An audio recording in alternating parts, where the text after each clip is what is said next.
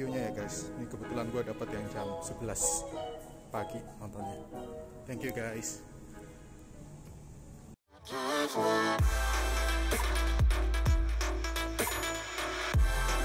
Hai guys, balik lagi di Moviespedia bareng gue Adi. Dan kali ini gue mau ngasih tau dua hal nih buat kalian. Yaitu yang pertama, review yang gue sampaikan kali ini mengandung spoiler.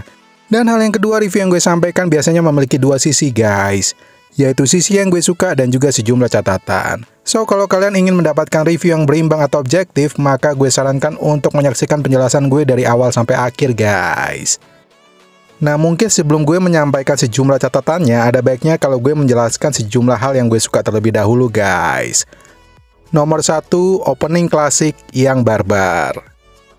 Seperti biasa, Conjuring 3 kali ini dibuka dengan adegan mendebarkan tentang pengusiran kekuatan setan. Nah, tapi yang berbeda dari dua film sebelumnya adalah anak korban kerasukannya itu ditampilkan lebih berusia muda, kemudian memiliki kekuatan yang susah untuk ditaklukkan guys. Dan gak hanya itu aja, ada juga elemen adegan dari film horor klasik yaitu The Exorcist yang dimunculkan dalam film kali ini. Well, anak kecil yang kerasukan kekuatan jahat namun berhasil merepotkan Ed dan juga Lorraine menurut gue sih mampu memberikan penonton sebuah gambaran terutama soal seberapa kuatnya kekuatan jahat yang menjadi teror di sepanjang filmnya nanti guys. Nomor 2, lokasi teror yang beragam. The Conjuring 1 dan 2 dikenal dengan teror kekuatan setan yang biasanya umum dilakukan di rumah. Nah, dalam film kali ini pun sebenarnya sama guys, terutama di bagian opening. Cuma dalam beberapa menit setelahnya, kalian akan disuguhkan teror yang terjadi di berbagai tempat. Nah, buat gue pribadi, keputusan untuk mengambil banyak tempat, terutama untuk menunjukkan eksistensi kekuatan roh jahat adalah keputusan yang tepat guys. Karena selain membedakan dengan dua film sebelumnya, namun juga di sisi lain membuat penonton setidaknya nggak merasa bosan dengan suguhan formula teror yang terjadi di rumah lagi. Nomor 3, kekuatan setan yang lebih dahsyat. Well, kalau di Conjuring 1 dan 2, teror setan yang dilakukan umumnya terjadi pada malam hingga menjelang pagi hari. Dan kalaupun terjadi pada siang hari, biasanya hanya penampakan yang umumnya nggak terlalu berbahaya.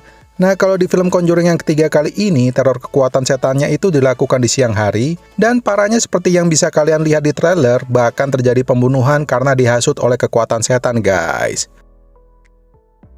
So, dengan sejumlah teror tersebut, maka bisa gue simpulkan bahwa Conjuring 3 kali ini ingin menonjolkan kekuatan setan yang lebih kuat dibandingkan dua film sebelumnya guys. Nomor 4, jokes receh tapi nggak maksa.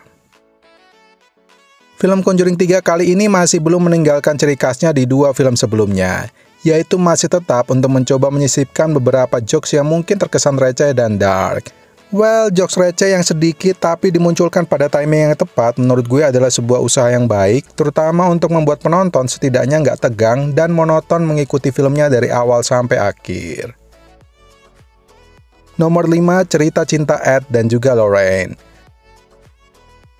Berbeda dengan dua film sebelumnya yang hanya menggambarkan Ed dan juga Lorraine sebagai pasangan pengusir setan yang taunya cuma melakukan tugas aja dan selesai.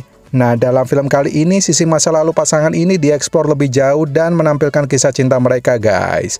Nah, sebagai informasi aja, meskipun ada kisah cinta, namun karena ditampilkan dalam potongan-potongan alur cerita flashback, maka bisa dibilang film Conjuring kali ini tetap nggak kehilangan fokus untuk menyentuh sisi horor yang menjadi kekuatan utamanya.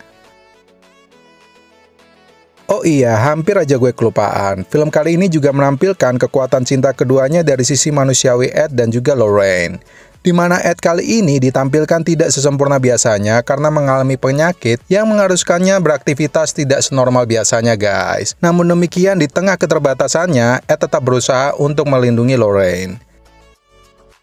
Nah, untuk Lorraine pun gak kalah unik, yaitu dia digambarkan sebagai seorang wanita yang meskipun telah melalui beragam atau ratusan pengusiran setan, namun dalam film kali ini tetap digambarkan kok memiliki rasa takut terutama pada tikus guys. Nomor 6, pendekatan investigatif. Berbeda dengan dua film sebelumnya yang dimana hanya menggambarkan Ed dan juga Lorraine yang cuma menjalankan tugas mengusir setan, nah dalam film kali ini bisa dibilang berbeda karena ada sisi investigatif di mana mereka membantu memecahkan kasus pembunuhan yang diduga karena disebabkan oleh bisikan setan guys. Nah, yang menarik, pendekatan investigatif ternyata nggak hanya menguak soal siapa dalang di balik teror iblis tersebut, namun juga menyisipkan sedikit plot twist. Well, biarpun plot twistnya bisa dibilang biasa-biasa aja karena mudah ditebak, namun setidaknya pendekatan kali ini menjadi elemen yang cukup membuat film Conjuring 3 memiliki cerita yang bervariasi dibandingkan dua film sebelumnya, guys. Oke, itu tadi sejumlah hal yang gue suka, dan berikut adalah sejumlah catatannya. Nomor 1, bukan murni film horor. Seperti yang gue jelaskan sebelumnya bahwa film kali ini menambahkan elemen cerita cinta dan gak hanya menyuguhkan horor aja. Nah, buat kalian yang mungkin gak terbiasa atau lebih suka dengan film horor murni, maka cerita dalam film kali ini mungkin kurang begitu cocok, guys. Nah, menurut gue pribadi, salah satu contoh film horor murni adalah di film Conjuring pertama dan juga kedua, guys, dimana kalian hanya disuguhkan adegan-adegan yang meneror kalian aja. Nomor 2, jumpscare dan tingkat keseraman yang biasa aja. Sebelum lanjut, gue mau memberikan disclaimer terlebih dahulu bahwa gue menonton film Conjuring yang ketiga kali ini adalah setelah sebelumnya gue udah menonton film Conjuring pertama dan juga kedua.